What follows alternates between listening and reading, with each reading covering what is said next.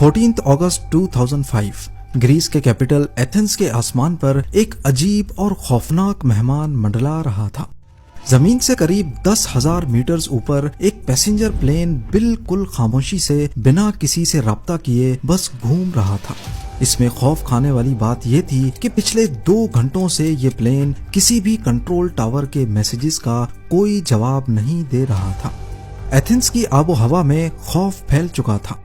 क्या ये कोई टेररिस्ट अटैक की तैयारी थी या फिर कोई हाईजैकिंग इवेंट? इसी डर की वजह से ग्रीक एयरफोर्स ने फौरन अपने फाइटर जेट्स इसके पीछे रवाना किए।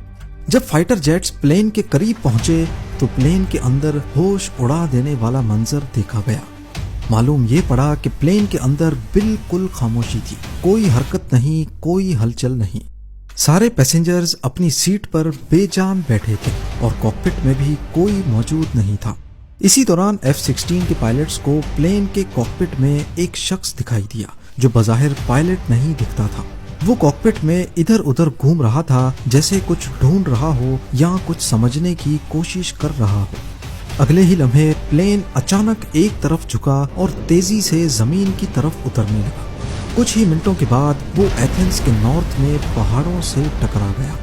इस हादसे में 121 पैसेंजर्स और क्रू मेंबर्स सब खत्म हो गए। पर आखिर ये सारा माजरा क्या था? प्लेन के अंदर कोई भी हरकत क्यों नहीं थी? पायलट्स और क्रू मेंबर्स किसी भी कॉल का जवाब क्यों नहीं दे रहे थे?